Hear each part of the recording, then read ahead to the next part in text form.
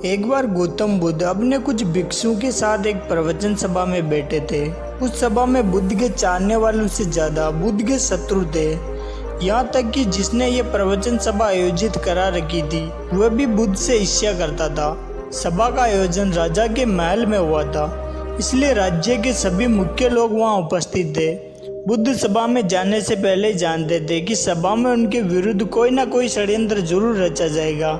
सभा में जाने से पहले बुद्ध का शिष्य आनंद बुद्ध को चेताया कि बुद्ध आपको वहाँ नहीं जाना चाहिए, वहाँ के लोग आपके साथ दुर्व्यवहार करेंगे। न जाने उन्होंने आपके विरुद्ध कैसा षड्यंत्र रच रखा हो, लेकिन बुद्ध अपनी करुणा के चलते वहाँ जाने से खुद को नहीं रोक पाते हैं। सभा की शुरुआत होती है। बुद्ध के साथ कुछ तीखे प्रश्नों से बुद्ध से ईर्ष्या करने वाले लोगों का यह प्रयास होता है कि बुद्ध से कोई ऐसा प्रश्न पूछा जाए जिसका उत्तर बुद्ध ना दे सके, परंतु बुद्ध सभी प्रश्नों का उत्तर बड़ी ही सरलता से दे रहे थे। सभा में उपस्थित लगभग सभी लोग अपने प्रश्न पूछ लेते हैं और उन्हें उनके उचित उत्तर भी मिल जाते हैं। अचानक वहाँ एक क्षत्रिय आती है और बुद्ध से कहती है, आप ध्यान की बात करते हैं, आप ज्ञान की बात करते हैं, आप सत्य की बात करते हैं, आप लोगों को सत्य के मार्ग पर चलाने की जिम्मेदारियां लेते हैं, परंतु क्या आपके भीतर तनिक भी दया नहीं है? क्या आपको मुझ अबला की कोई चिंता नहीं है जिसे आपने गर्भवती बनाकर छोड़ दिया है?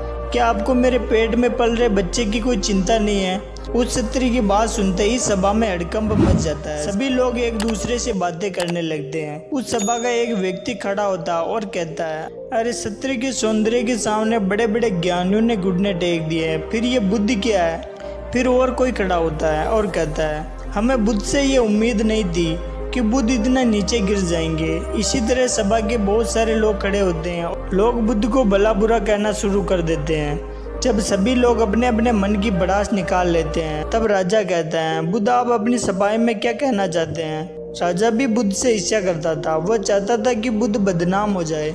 यहाँ पर एक आवश्यक बात आपको समझनी चाहिए कि इस सारी घटना का बुद्ध पर कोई असर नहीं था। ना तो लोगों के अपशब्दों का बुद्ध पर कोई असर था और ना ही उस क्षत्रिय के झूठे आरोप होगा। जानते हो क्यों? क्योंकि बुद्ध जानते थे कि सत्य क्या है। वो अपनी नज़र में ठीक थे। दोस्तों, चाहे पूरी दुनिया आपके खिलाफ हो जाए, अगर आप अपनी नज़रों में ठीक है, अगर आप जानते कि आप सत्य के साथ हैं, तो आपका कोई भी कुछ नहीं बिगाड़ सकता है। सभा के सभी लोग संदेह में थे।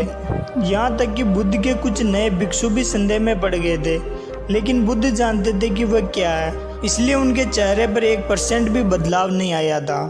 राजा बुद्ध से कहता है, बुद्ध क्या आप अपनी सभा में कुछ कहेंगे? बुद्ध उस क्षत्रिय से कहते हैं, पुत्री, इस पूरे ब्रह्मांड में केवल 2 ही लोग इस सत्य को जानते हैं कि तुम सत्य कह रही हो या असत्य। इससे पहले कि बुद्ध कुछ आगे कहते वह क्षत्रिय बुद्ध से अपनी नजरें चुराने लगती है। असत्य का सहारा लेने का अर्थ है कि आप अपने भीतर डर का बीज बो रहे हैं। अब ये बीज जैसे जैसे वृक्ष बनेगा वैसे वैसे आपकी समस्या बढ़ती जाएगी। उस सभा का एक व्यक्ति उस क्षत्रिय से कहता है, तुमने बहुत बड़ी बात कही है।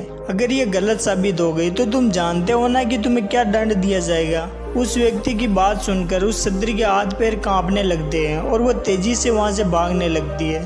तेजी से भागने के कारण उस क्षत्रिय ने अपने पेट से जो गठरी बांध रखी थी वो खुलकर जमीन पर गिर पड़ती है और सत्य सबके सामने आ जाता है। उस क्षत्रिय ने अपने पेट से गठरी इस तरह बांध रखी थी जिससे लग रहा था कि उसके पेट में बच्चा है।